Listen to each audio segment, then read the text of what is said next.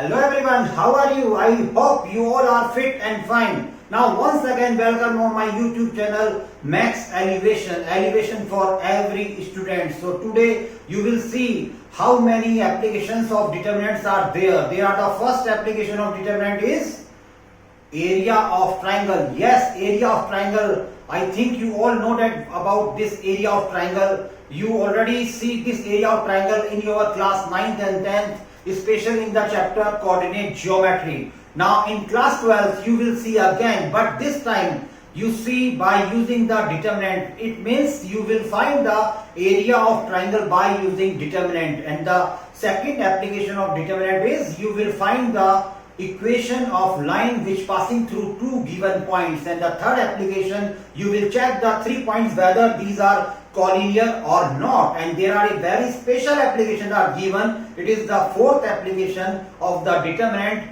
in which you will find the solution of the some linear equation of 2 or 3 variables. So these are the four applications of determinant. So now we will see one by one. तो आज हम सबसे पहले area of triangle देखेंगे, उसके बाद हम equation of line find out करेंगे, then we will check the collinear points. Okay, so now let's see. This is the first application, area of triangle, in which you will see suppose there are a triangle is given and there are three vertices of this triangle is given.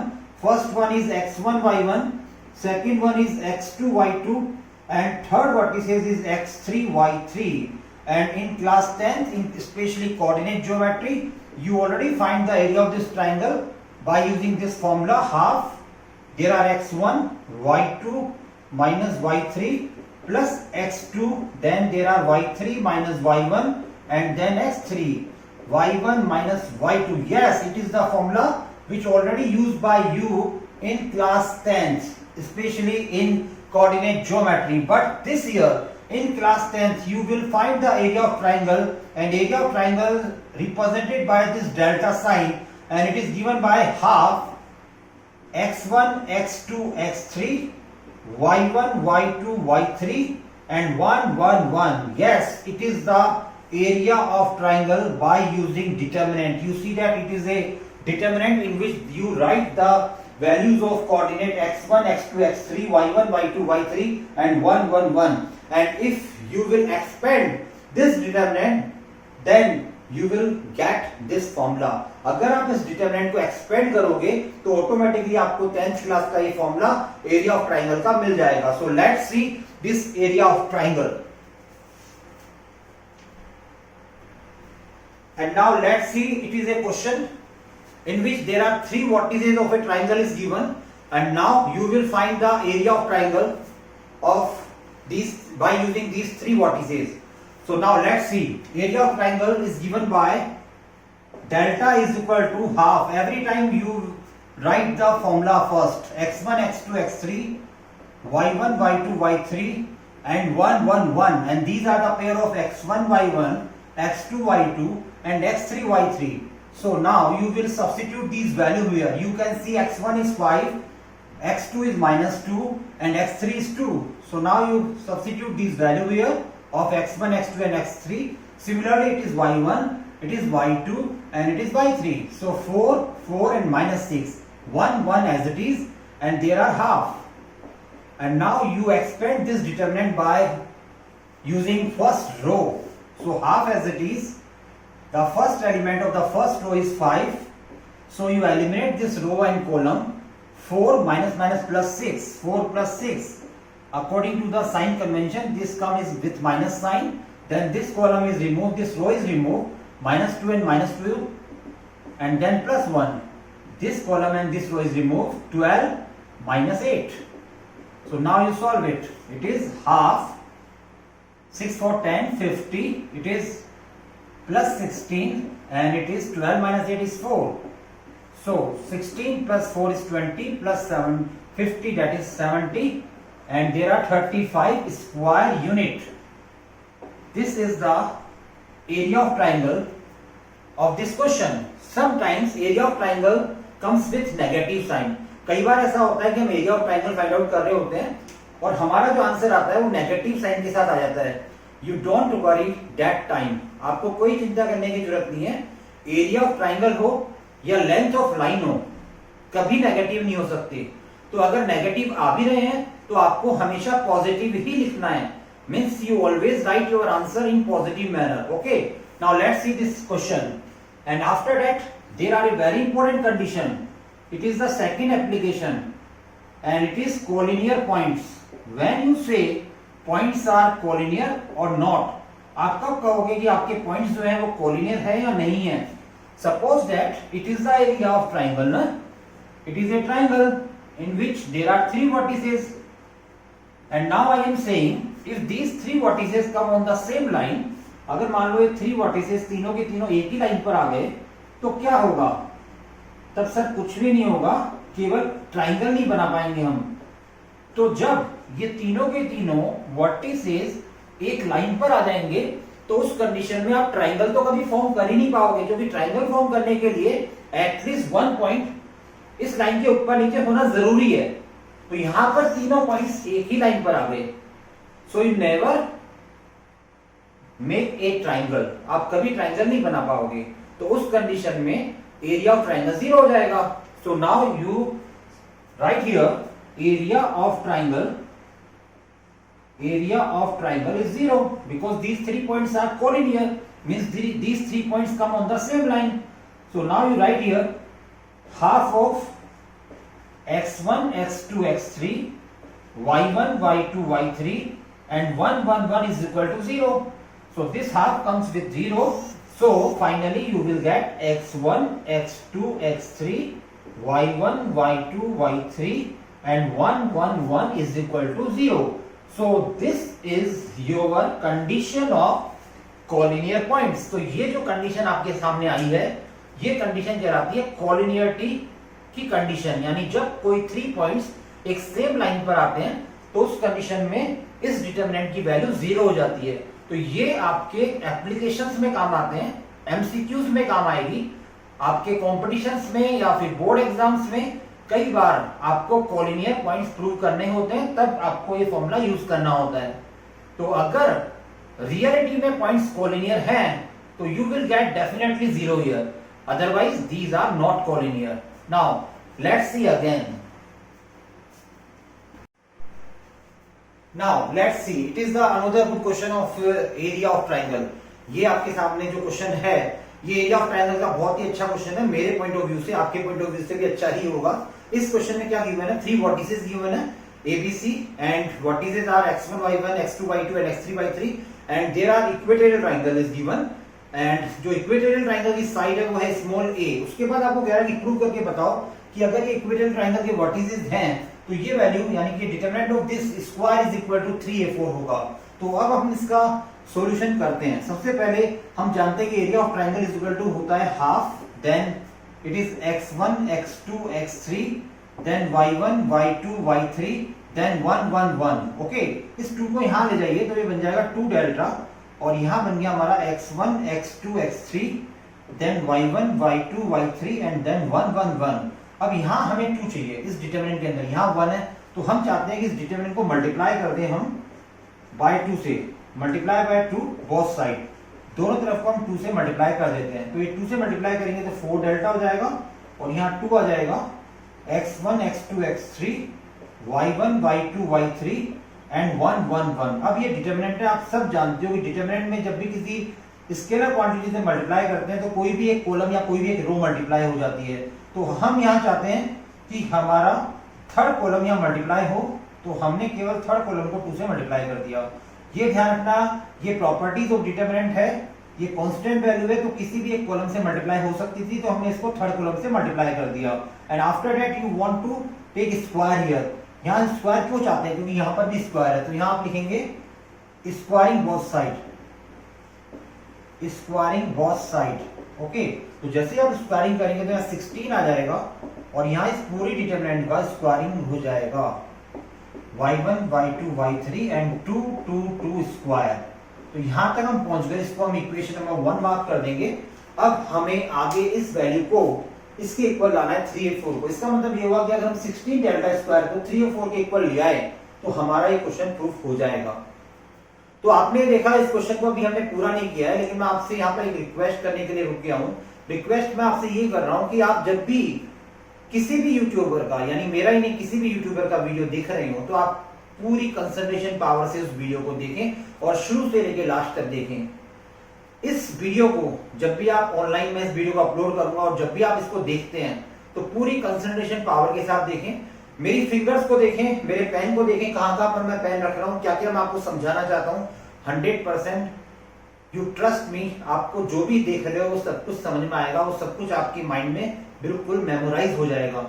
But it's one thing which you want you, एक ही चीज है जो मैं आपसे चाहता हूं, full concentration power आपकी उस समय होनी चाहिए और वीडियो को पूरा आपको देखना होगा, तभी आपको पूरे कॉन्सेप्ट कनेक्टेड नजर आएंगे। अदरवाइज अगर आप आओगे 1 मिनट वीडियो देखोगे, मेरी शक्ल देख के चले जाओगे तो आपको कुछ भी समझ में नहीं आएगा। अगर आप रियलिटी में क्लास 12 के स्टूडेंट हैं और ये टॉपिक आपकी क्लास का है तो 100% you will get the benefit.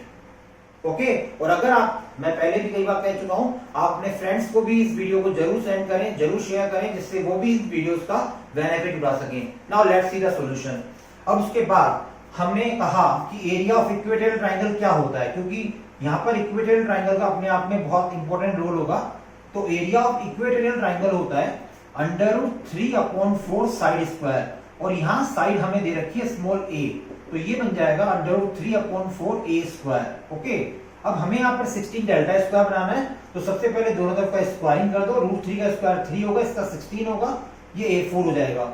उसके बाद दोनों तरफ को 16 से मल्टीप्लाई भी कर दो, तो जब हम दोनों तरफ से इसको 16 से मल्टीप्लाई करेंगे then you will get 16 and 16 cancel, 3a4।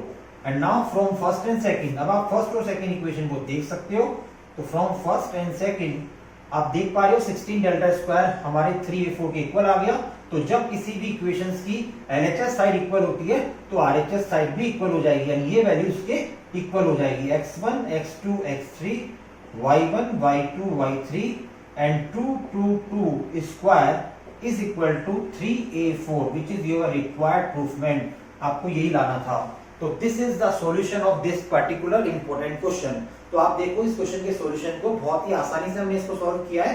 अब मैं आपको एरिया ऑफ ट्रायंगल का एक और क्वेश्चन बताऊंगा, उसमें आपको एक वर्टिसेस अननोन होगा, एरिया ऑफ ट्रायंगल गिवन होगा और हम उस अननोन वर्टिस को फाइंड आउट करेंगे। तो let's see this solution again.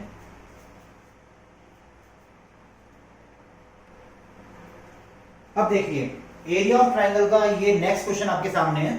जैसा कि मैंने कहा इस क्वेश्चन में आपको एरिया ऑफ ट्रायंगल गिवन है और 3 वर्टिसेस में से एक वर्टिसेस अननोन है, यानी यहां पर क्या आ गया और हमें इसी के की वैल्यू फाइंड आउट करनी है। तो now let's see the solution of this question again. तो यहां पर हम शुरुआत करेंगे एरिया ऑफ ट्रायंगल से, जो कि होता है half x1 x2 x3 y1 y2 y3 and 1 1 1। And according to the question, half of this is the value of x1 y1, it is x2 y2 and it is x3 y3. So now you substitute these values x1 x2 and x3, then y1 y2 y3 is 0 4 and k and 1 1 1, and this time area of triangle is given, it is 4 square units, so you just write here 4. Okay, so now you solve it। अब हम इस determinant को solve करने जा रहे हैं। First row के along तो -2 ये कॉलम और ये रो हट गई, 4 - k इज कम, देन हम 0 के लिए करेंगे नहीं क्योंकि 0 को किसी से भी मल्टीप्लाई करोगे 0 ही आएगा। देन हम 1 के लिए एक्सपेंड करेंगे तो 0 - 0 0 ही आने वाला है यहाँ पर, और यहाँ हमने 4 कर दिया half, then it is -8, it is +2k, okay, it is 4 and then you will get -4 plus k is equal to 4, then k is equal to 4 plus 4, that is 8. So the value of k is equal to 8. Many of the students get k is equal to 8 as the answer. अब यहां बड़ी problem हो जाती है, क्यों? क्योंकि जब ये क्वेश्चन एमसीक्यूज में आता है या सपोज करो घर जाके हम जब आंसर की देखते हैं तो वहां हमें k की 2 वैल्यूज मिलती है, तो हम भी सोचते हैं कि k की 2 वैल्यूज कैसे आई। तो यहां पर k की 2 वैल्यूज आने का रीजन है एरिया ऑफ ट्रायंगल आपको 4 गिवन है, और आप सब जानते हैं एरिया ऑफ ट्रायंगल हमेशा पॉजिटिव होता है। अभी मैंने जब स्टार्टिंग किया था इस टॉपिक को तो मैंने आपको कहा भी था कि एरिया ऑफ ट्रायंगल अगर नेगेटिव भी आ जाएगा तो हमें पॉजिटिव ही लिखना है, because we know that area of triangle हमेशा पॉजिटिव होता है। तो जब भी आपके सामने ऐसा क्वेश्चन आए तो आप एक बात का ध्यान रखना, इसलिए मैं यहाँ रुक गया हूँ। यहाँ पर ये जो 4 है इसके साथ आप प्लस माइनस जरूर लिखेंगे। तो एक बार आप इसको प्लस के लिए सॉल्व करेंगे और एक बार आप इसको माइनस के लिए भी सॉल्व करना है, यानी -4 के लिए भी सॉल्व करना है। Then you will get the second answer of k। तो इस कंडीशन में आपके पास सेकंड आंसर भी k का आएगा, यानी इस तरह से आपका आंसर जो आएगा वो आएगा 8 and 0। These both are the answer of k।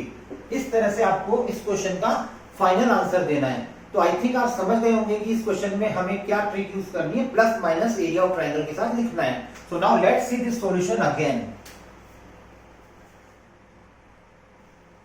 अब देखिए आज के इस वीडियो की आखिरी एप्लीकेशन मैं आपके सामने लेकर आ रहा हूं।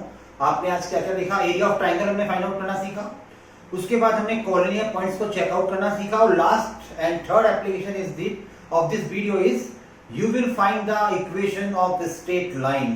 I think in 11th class, especially in coordinate geometry, you already learned the various formulas of equation of the straight line, and especially in which there are 2 points are given, and I think you all learned that what is the formula which is passing through these two points. It is a very lengthy formula. Y minus y1 is equal to y2 minus y1 upon x2 minus x1 x minus x1। बहुत बच्चे घबराते हैं, equation of line का नाम आते ही सब बच्चे घबराने लग जाते हैं। व्हाई? ऐसा क्यों? क्योंकि ये कोऑर्डिनेट ज्योमेट्री का बहुत इंपॉर्टेंट लेसन था 11th क्लास में, स्ट्रेट लाइन। वैसे इट इज नॉट टिपिकल, ये बहुत ज्यादा टिपिकल नहीं था, लेकिन उसके क्वेश्चन के डायग्राम को अपने माइंड में फॉर्म करना इट इज टिपिकल। सोचना, थिंकिंग पावर, आपकी थिंकिंग स्किल्स भी इसमें साथ साथ चलती थी। और अब 12th क्लास में अब फेस करोगे आप 3 डायमेंशन में स्ट्रेट लाइन को ही, तो मजा आएगा आपको उसको पढ़ने में। खैर अभी तो आप डिटरमिनेंट मेथड से इक्वेशन ऑफ स्ट्रेट लाइन बहुत आसानी से निकालने वाले हो, और मैं बहुत आसानी से इसको आपको बताने वाला हूं। तो सबसे पहले ये 2 पॉइंट सपोज करो, पहला पॉइंट ये ए है, एक लाइन पर है दोनों पॉइंट, ए पॉइंट है, this is point A 1,2 and it is point B 3,6। And now how many points on this line?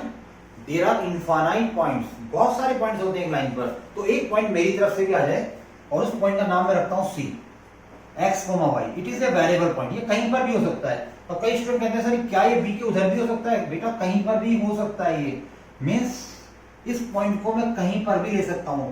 अभी तो मैंने इसको बीच में ले लिया।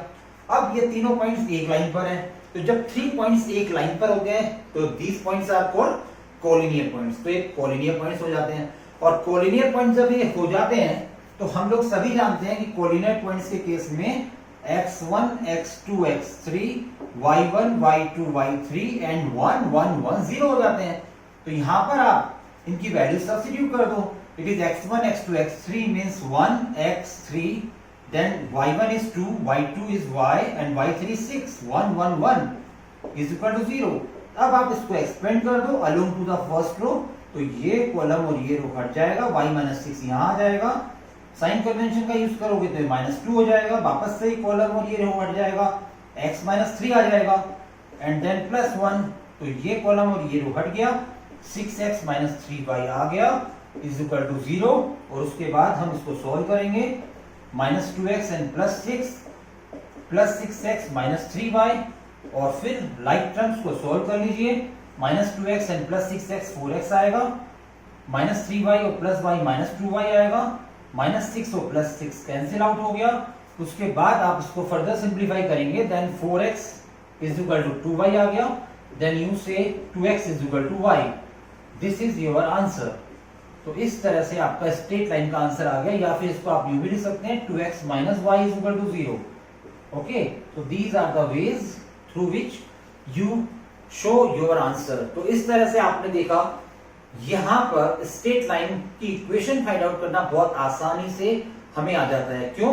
क्योंकि डिटरमिनेंट को एक्सपेंड करना बहुत आसान होता है, और यहां पर हमने डिटरमिनेंट का यूज किया, तो डिटरमिनेंट के थ्रू इक्वेशन ऑफ लाइन बहुत इजीली हमने यहां फाइंड आउट कर ली। तो आज हमने आपको इस पूरे वीडियो में 3 एप्लीकेशंस बताई है, उन तीनों एप्लीकेशंस की आज आप प्रैक्टिस करेंगे। हो सकता है आप शायद मेरा डिस्क्रिप्शन बॉक्स नहीं देख रहे हैं, क्योंकि मैं हमेशा डिस्क्रिप्शन बॉक्स में कुछ क्वेश्चंस आपको दे रहा हूं, लगातार दे रहा हूं, और आपसे कह भी रहा हूं कि आप उन क्वेश्चंस को ट्राई करिए।